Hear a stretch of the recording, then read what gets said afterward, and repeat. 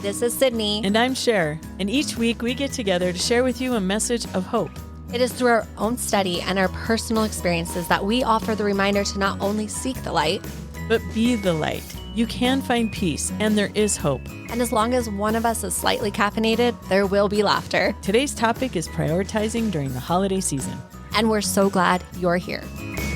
I'm forging my way through the tip top. I'm living my life through the drip drop. All right, Cydni, today we're going to talk about prioritizing during the holiday season. What advice do you have for us? I'm going to start with Instagram will create for you a little video that you could share to all your friends if you want. And it just takes some pictures you've shared throughout the year, puts it together in a little collage or video, and then it adds music over it. And it just provided the most perfect one for the holiday season because played in the background, the music was, it's the most wonderful time of the year.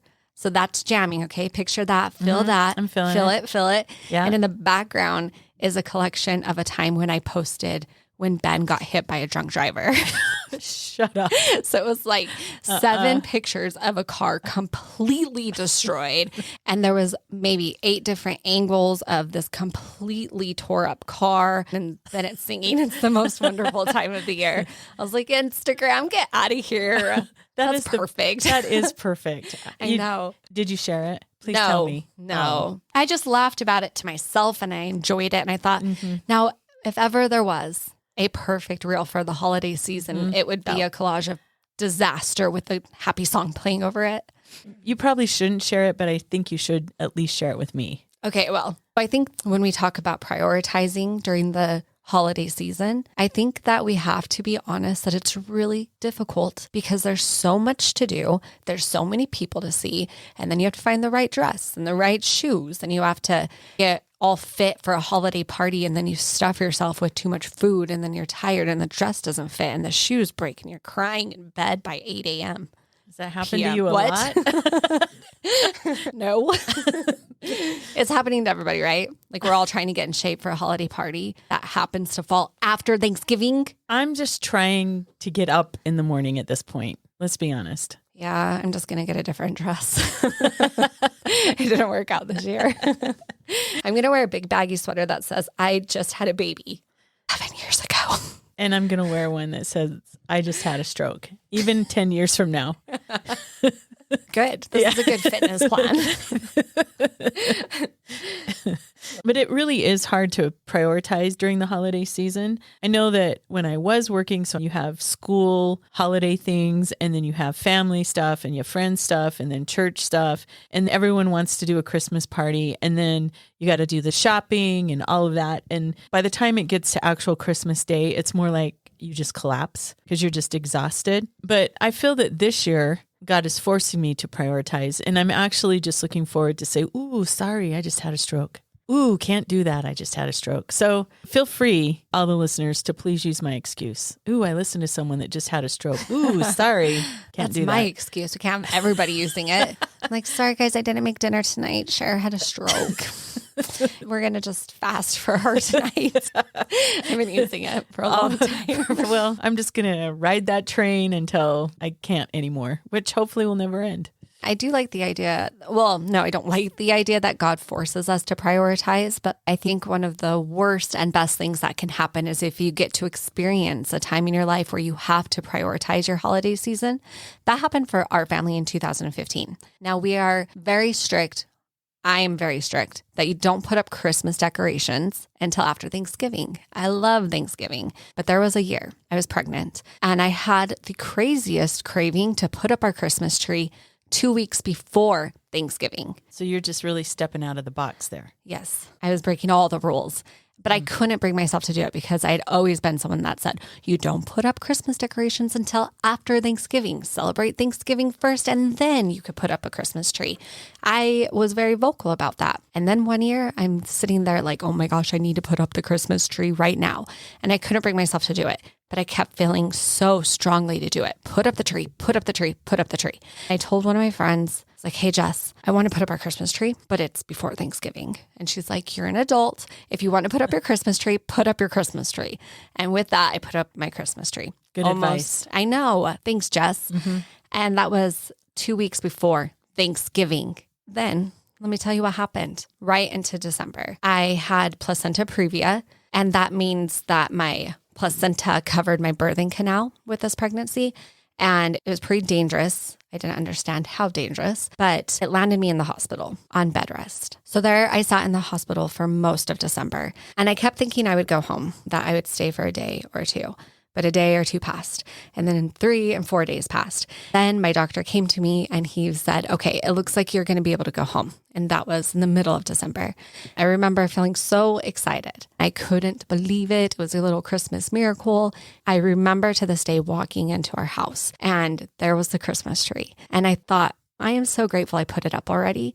I just loved seeing it. I loved that night. I read books to my little boys because they were just 5 and 3 at the time. And that night I went to bed and I woke up at 2 with the same issues that placenta previa caused, causing me to head back to the hospital that night. I was home for maybe 8 hours. Heartbreaking. That is heartbreaking. Then I did cry my way to the hospital that time, but we had to keep the little girl healthy and me healthy too. So I landed myself right back in the hospital. And then I realized we had no presents, nothing prepared. I started purchasing on Amazon some gifts so that maybe in a couple of days I'd get out and we could wrap it. And then they informed me that it was very likely I would not go home for Christmas. That broke my heart, especially at those ages for your children, 5 and 3. I just couldn't even imagine not going home for Christmas. And then we had another little Christmas miracle. They came on the 23rd and they said, you get to go home for Christmas. We couldn't believe it. We were trying to figure out how we were going to have Christmas in the hospital, but they said I got to go home. So I went home on the 23rd and I was like, we have so much to do. I need to wrap all the presents that I've ordered off Amazon and I need to get moving. And I walk into the house and I look to the side and there's one box. And I said, Ben, where are the other boxes? And he said, that's the only box that's come in. And I was like, okay, well, that's a problem because I have done a lot of shopping just sitting.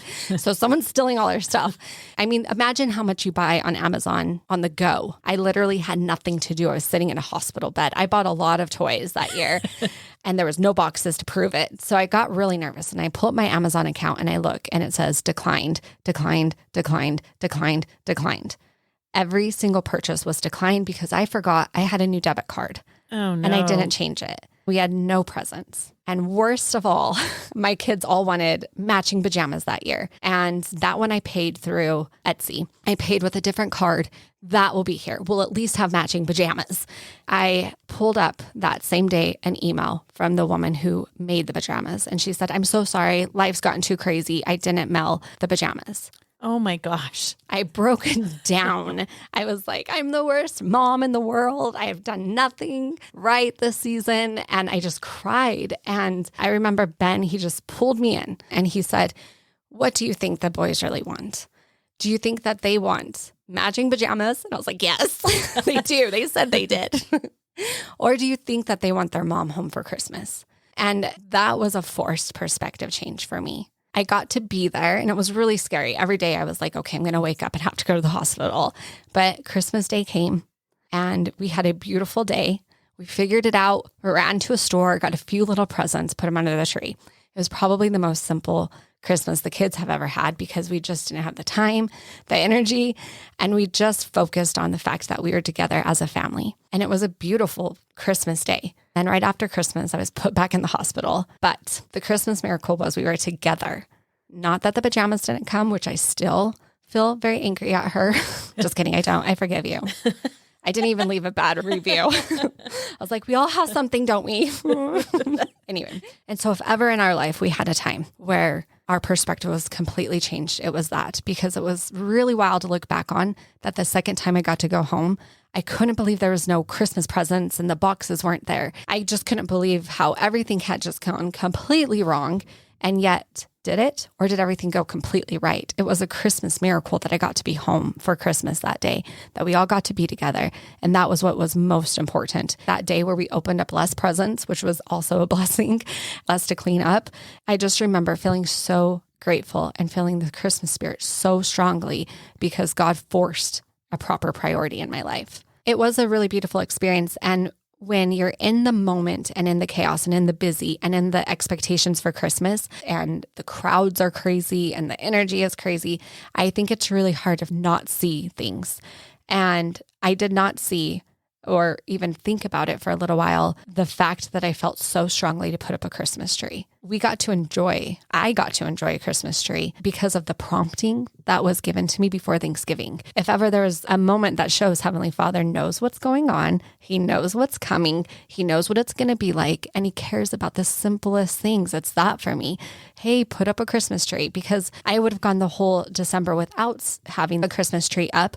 But because of the prompting and because God knows what's happening and knows it's going to be okay, I listened and I got to experience that with my family. I love that because God does care about what you care about. Somebody from the outside looking in might say, oh my gosh, it's just a Christmas tree. But that was something that mattered to you and was important to you and your family. So God cared about it too. Especially for little 5 and 3-year-old boys, it matters. It does. At that time. It does. Now I'm like, guys, what if we don't put up a tree? Times have changed.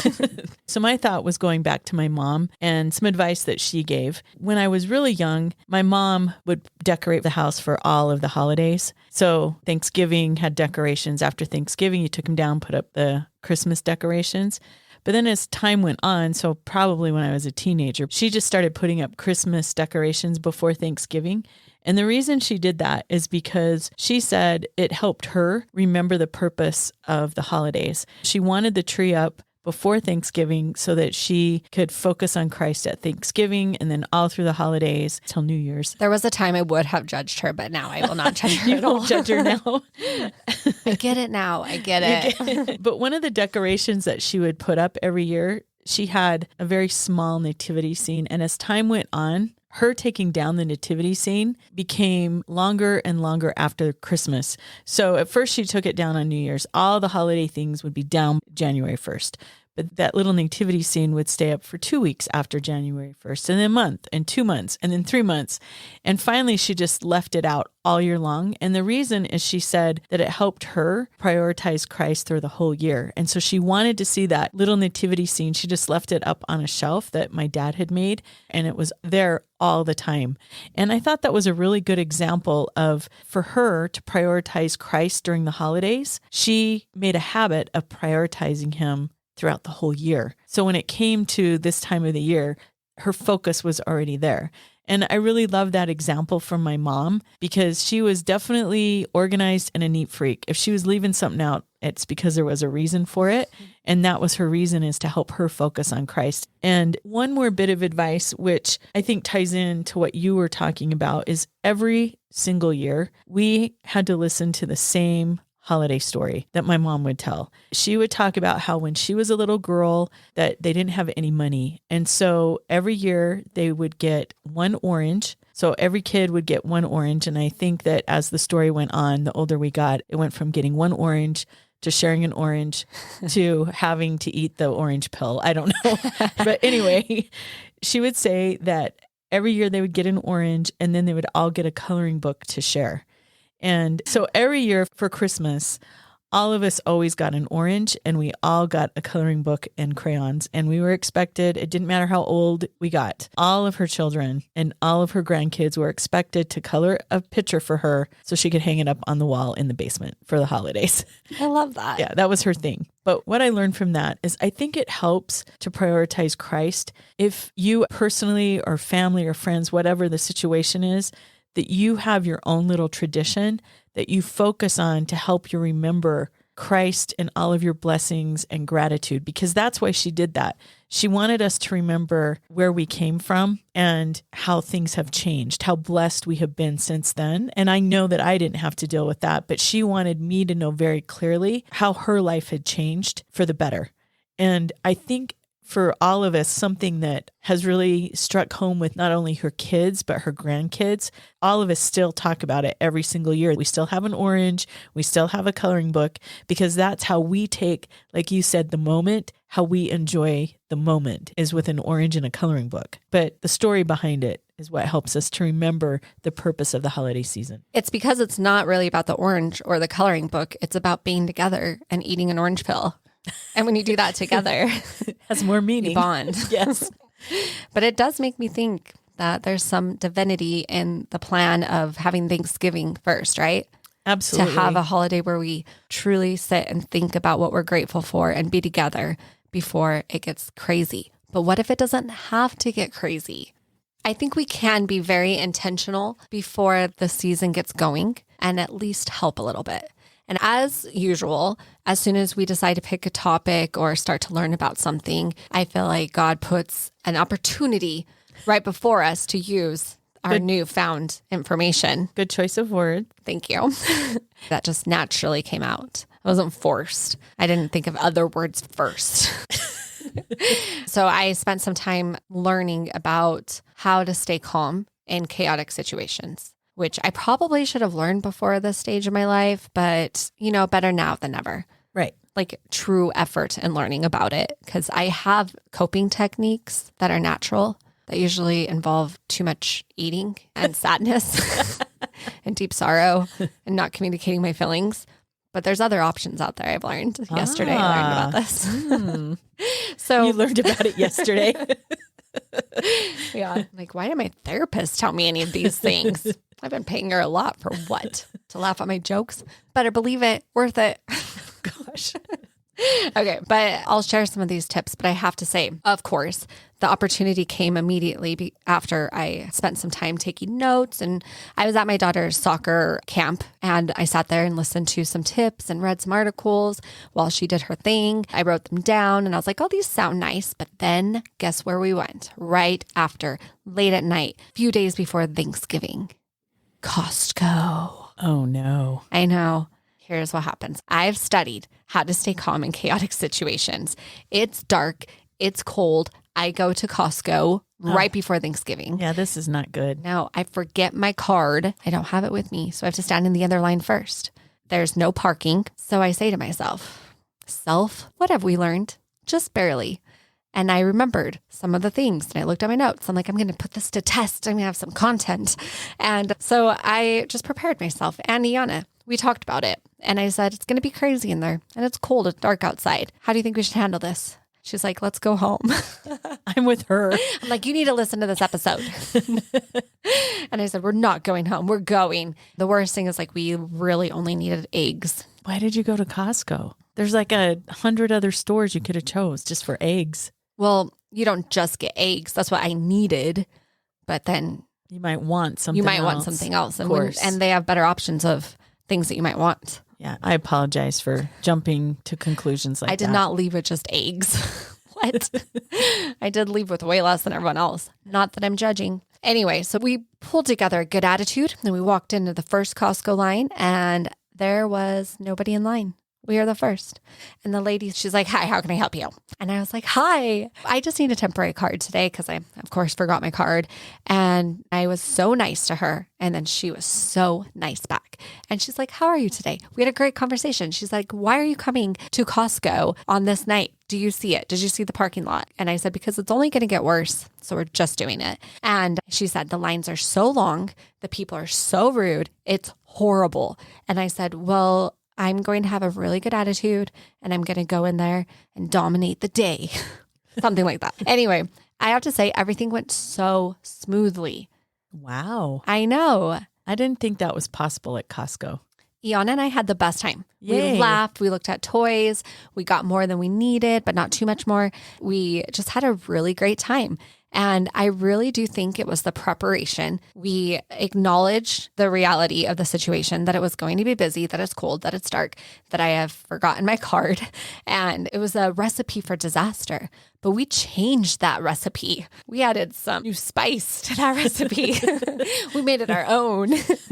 And we went through Costco and we got our eggs and we got everything we needed. When we got up there was one person ahead of us in a line. All the other lines were crazy long. Not the one we went in. We just smoothed right in. And it was amazing. Everything went so smooth. This is like a Christmas miracle. I know. It really is. I don't think this has anything to do with the list. I think that God was looking out for you. I think that I brought in the frequency of hope that I think we really did. We just prepared for the worst case and decided before we go into Costco, we're going to have fun. We're going to check out some toys. We're going to go down some extra aisles for fun and look at their treats. And we're just going to have a good time. We know it. We're probably going to wait in a really long line. So we're going to play a game when we do. And we just kind of talked it out. It was so smooth and so happy and so good. The list worked. That's awesome. Yeah. What is the list? All of us need to know now. Left us in suspense. All right. Well, it's said to go in intoxicated, number one. Just kidding. Okay. So I've read several lists and I wrote down 7 of my favorite things to do to help you have a better holiday season, because the bottom line is this: it is chaotic. The traffic is worse. The lines are longer, and we put this ridiculous pressure on ourselves to look a certain way for holiday parties and to get everything our children want and to get everybody a gift. And some of us, our mental health isn't doing so great already. Then we add all of this to our life, and it's a disaster sometimes, and it feels like a disaster. And if you're in a hurry in that traffic, you're going to lose your mind. Yeah, you really are. But I do believe that we can do this, that we could have a really great holiday season. And I think the number one most important thing is that you spend time making an intention, a focus, a priority for your holiday season. What do you want to get out of it the most? I think if you sit down and decide on that, from there, your decisions are made. So if your intention for the whole holiday season is to feel the spirit of Christmas, then everything from there, you make your decision. If you go to this party, if you go to that store, are you going to feel the spirit of Christmas? Yes? No. So once you make your intention or your focus, you ask yourselves, is this going to help me reach my intention, my focus, my priority, or is it going to take away from my intention, my priority, my focus for the holiday season? So I really do think if you spend time deciding what you want your holiday season to look like, then everything from there will help you create that or go away from it. Step 1. When I said 7, I did mean 8. Of course. Maybe 9. We'll see what happens. Okay. Number 1, keep it simple. Number 1 was intention. Oh, number 2, keep it simple. I loved this question in one of the articles. How do you want to feel after the holidays? I really loved the idea of look ahead to then look back so that you can, again, make decisions to help you create that feeling that you want to feel after the holidays. Loved that. I do too. That's really good. Number 3, make a plan even the night before. Now, I have discovered through several years of figuring out how to make a plan, what works best for me, because I've tried digital calendars. I love to buy journals and calendars that I never use. But for myself, I use a Post-it and I put it where I will see it. And every single morning I write out the top things that have to be done. And I find a great delight in crossing out the things as I do them. And then like yesterday, I didn't get everything done. So I added to my new Post-it the things that have to be done today, but then also the stuff I didn't get done. But they are in priority of importance. Shower keeps getting put on to the next day. Can you tell? Yeah. Sorry. Thanks. I really appreciate that a lot. It's not a priority. And then number 4, balance self-care and caring for others. Number 4, avoid triggers. 5. Shoot. Okay, give me the stupid pen. Okay. Number 5, avoid triggers. This could be people, this could be places, this could be anything that you know is going to cause you a problem. Avoid it if you can. Number 6, make time for prayer and meditation. Number 7, don't cancel the things that make you feel good. Don't skip a workout because you've got to go make chicken pot pie. Take care of yourself first. Don't cancel a therapy session. Don't skip the things that make you feel human and good. And the last one, reflect on past years. What are things from past years that have brought you so much joy and brought your family happiness? And what are things that caused stress and anxiety and didn't work out? And think about that so that you could go back to, how do I want to feel after the holidays? And you could accomplish that feeling. I love your list, but I do have a question. What was the 7th one? Will you read that one again? Yeah. Don't cancel things that make you feel good. So what if making you feel good is making the chicken pot pie and not taking a shower? Well, you have to balance self-care and caring for others. And sometimes you have to balance self-care and caring for yourself. So what if you make the chicken pot pie and you skip the shower and then you bring me some chicken pot pie after I've showered? Because that's a priority to me. Then there's no Just self-care. Because for me, I would much rather get up and it makes me happier to do my list. Okay, but sometimes the things that make us happier long-term are not the same things that make us happier short-term. In your day, you get to pick what you want to do and how you want to do it, but you have to pick your priorities. And one day you have time to shower and make some chicken pot pie. But you just might not have time to go to Target to pick up jalapenos because the line will be so long. So no jalapenos in your chicken pot pie. I'm saying prioritize. You could have a long list of things you want to do. You can want to go work out and take a shower and make chicken pot pie and go to the mall. But what would happen if you couldn't do one of those things? So prioritize what you are okay with going without and what you're not okay with going without. That makes sense. That actually fits in with a quote that I found from Susan Lappin. She titled this, "Take Time to Make Time." And she said, each morning, instead of just waking up and starting to tackle his to-do items, King David, referring to King David in the Old Testament, King David would go to the Torah study hall to gather his thoughts. There in the study hall, he would organize his schedule for the day and decide how much time to devote in each part of the day to each of his responsibilities. By making these scheduling decisions in the inspiring atmosphere of the study hall, he was able to prioritize more effectively and leave more time for the Torah study in his day than he would otherwise have had. So in essence, walking to the appropriate place to plan his schedule led to more spirituality in his day. Then she goes on to say that most of us aren't going to have time to go to a study hall to start our day, to study the Bible or the Torah. But she did say that we just need to practice planning our day within the context of spiritual connection. So she said what she does in the morning is she says her morning prayers. And then when she says her morning prayers, then she'd look at like the Post-it list, and then she would prioritize her day while she has the Spirit with her. And her children have started calling this time that she takes in the morning, Mommy's private prayers, which I thought was super cute. This is what she said. "This gives me a chance to connect to God, orient and center myself, and think through my day with my head in the right space." And I thought that was just awesome advice, because what I usually do is I think of the things that I need to do that day, and then I just try to get it done, not prioritizing like I should. And I feel like an idiot, but I have never thought of prioritizing my day with prayer. It's pray, then prioritize, but I haven't combined the two, which seems so obvious to me now. I feel stupid that I hadn't thought of that, but I thought that was just great advice. She even went on to say that you should schedule time periods for each thing. I can't do that. That would drive me crazy, but I really could do a better job at prioritizing what I can do throughout the day. And I think however you adapt this to fit you through the holidays, I think that's really good advice. That way we can prioritize God first and then go from there.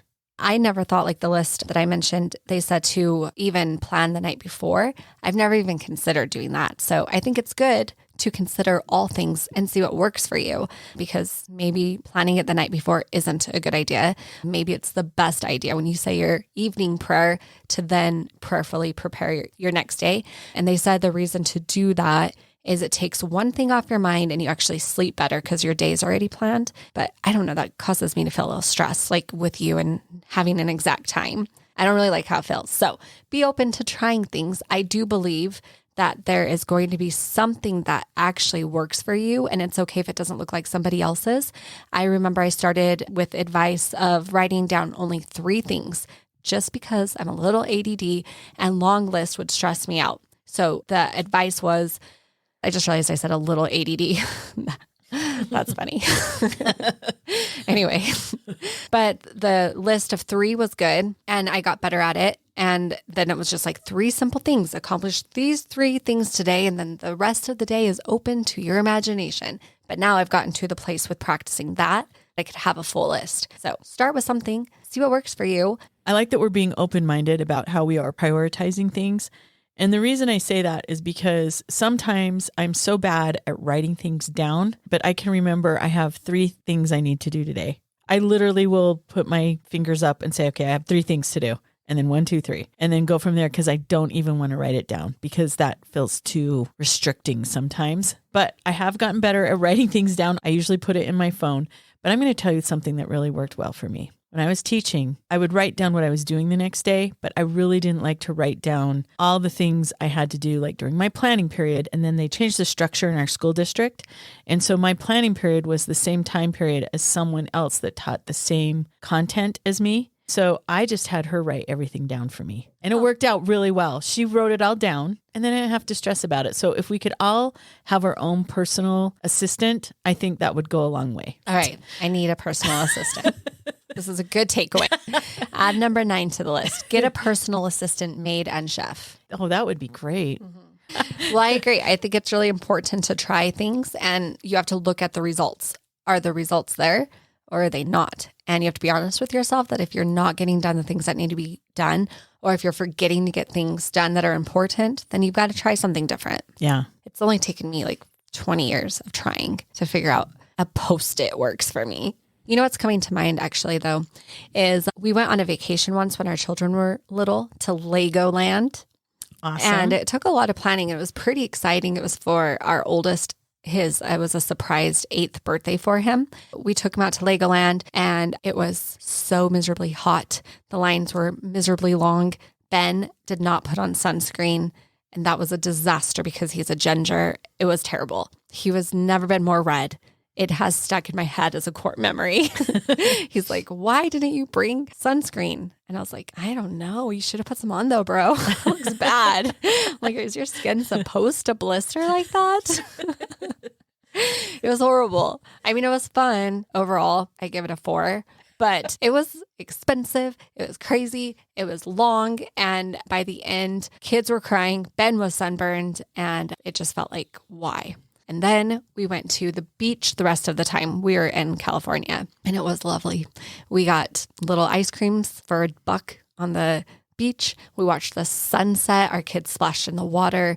When we left, we asked them, what was your favorite part? And you're just so sure that they're going to say Legoland, but they didn't. They said, I loved being at the beach. I loved being together as a family. I loved ice cream while we watched the sunset. The one that was basically no money, they loved. And I thought it's really the difference of the feeling. There was so much stress and there was so much chaos at Legoland, but at the beach, it was calm. There was no agenda. It was just be together, have some ice cream, have a pretzel. It was wonderful. And it really brings to mind that people don't remember what you say. Kids don't really remember what they get for Christmas, but they remember how you feel. Christmas can be very stressful. There are parents who are struggling to get by and their kids want everything. And it can bring a lot of stress and chaos into the home. And so I think it's really important to remember your kids don't need everything. They just need you. And they will remember how they feel this season. I love that. You just hit something for me that is like one of my core values. As a teacher, come on now, I teach middle school. They're not going to remember anything I taught them. I pretend that they're going to remember something I taught them, but are they? No. But they're always going to remember how they felt in my classroom.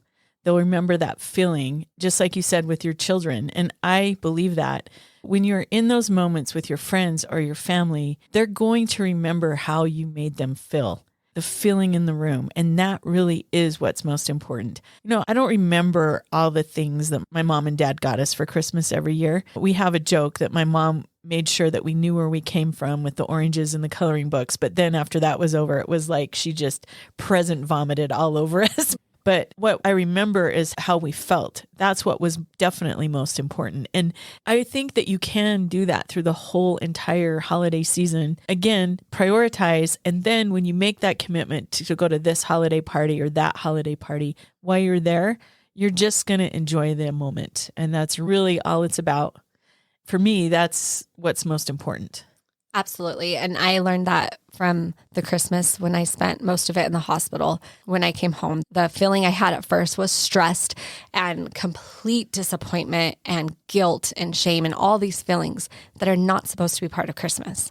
What is supposed to be part of Christmas are the words that we think of when we think of Christ, and you think of the Prince of Peace, the light of the world. If we remember those words in the beginning of the season and think to yourself, how can I be a light to somebody else? Especially those we're closest to. You don't want to go out into the world and be lovely and wonderful and then come home and be a stressed, chaotic mess. You want to give love to those within your reach, no matter where you are. And the Christmas that we had where we didn't have as many presents, it was okay. It was fun. I was so grateful to be home with my family that year. And during Costco with Iana, we had so much fun. I don't even remember what we bought actually other than eggs. But I do remember we had so much fun walking through the store together. If you are intentional about the time you're sharing with those around you, it will be a beautiful season. Which brings us to our final thoughts. I'm going to share my mom's least favorite scriptures, if that's okay. She hated this. It's in Luke 10. Very interesting. She did. Luke chapter 10, 38 through 42. It says, "Now it came to pass as they went that he," referring to the Savior, "that he entered into a certain village, and a certain woman named Martha received him into her house. And she had a sister called Mary, which also sat at Jesus' feet and heard his word. But Martha was cumbered about much serving and came to him and said, Lord, dost thou not care that my sister has left me to serve alone? Bid her therefore that she help me. And Jesus answered and said, Martha, Martha, thou art careful," or worried, "and troubled about many things. But one thing is needful, and Mary has chosen that good part, which shall not be taken away from her." This scripture infuriated my mother because she would say, someone has to prepare the food and clean it up and organize the event and make sure everyone's happy. And my mom took that upon herself every single year to do that. And so this scripture was like, well, where did the food come from? She was the host. She had to have everything ready and organized. But what the scripture is teaching us is that the priority should be during this holiday season and all of the time. The priority should be Christ. It should be focused on the Savior. It's not the food. It's not cleaning. It's not any of that. It's what you just said, Cydni. It's focusing on the moment. There is a time and place for that. There is a time to prepare the food and to organize and to clean. That's true. But don't forget to take that moment to just enjoy your family and your friends. Enjoy the moment and allow the Holy Spirit to fill your soul. And don't be like me and learn the hard way. It takes a stroke for you to realize that. But just take that moment to just enjoy where you are at that time and the people that you're with, because that is what is most important. And that is what you'll remember, is that feeling that you had. And remember to be like Christ during this holiday season. He didn't rush frantically to miracle. Whoever was in front of him, he saw. When he healed somebody, he was with that person and he loved them. And I recently heard the thought that loving your neighbor is beautiful, but there's another level. The next level is love as I have loved. And I thought, if you consider how much Christ loved whoever was in front of them, no matter the walk of life they lived, he loved them and he served them calmly, patiently, presently. If you make it your goal this holiday season to calmly, patiently, lovingly love those who are in front of you, your heart is going to be full and your heart is going to be open to the Christmas spirit that is readily available if you choose to not be distracted, but choose to be present. And we would like to extend an invitation to accept our holiday challenge, to spend time setting a clear and thoughtful intention, focus, priority for your holiday season, for you and for those who will be around you. And just remember, how do you want to feel after the end of the holiday season? And make choices and decisions that will help you achieve that goal. And we truly hope that you have a wonderful start to this holiday season. This is our prayer from Cydni and Sher. Thanks for being here. I'm forging my way through the tip top. I'm living my life through the drip drop. When eternity's plan, I just can't stop. I'm making my way through the drip drop. It's blooper time. Today's topic is prior to... It's going to be... That's a mouthful. That's a podcast, so There's going to be lots of mouthfuls. It's the most wonderful time of the year. I'm going to say that again, but without singing. I don't sing. Okay. I feel emotional again. You could put together like a collage of me saying I feel emotional at this point. I guess I feel emotion all the time. Or I feel none. Oh my gosh. I think I need therapy. Hold on, let me do a shimmy. You're a better crier. You just like let it flow. I'm like, I'm sorry, I'm crying. Like that. I have to go to the bathroom. I'll be back. Are you serious? Yes. I thought you were kidding. No, I just worked out, so I drank a lot of pre-workout. Okay, I'll just be sit here right waiting. there. I'll be right back. I guess she wasn't a personal assistant. She was just like a real-time Siri that would just tell me what to do next. That's a personal assistant. Oh, it is? Okay. And we would like to admit, blah, blah, blah, blah, blah. That rhymes too. Cydni and Sher, thanks for being here. This is our prayer. Wear your underwear? No. Have a great week. Like and subscribe.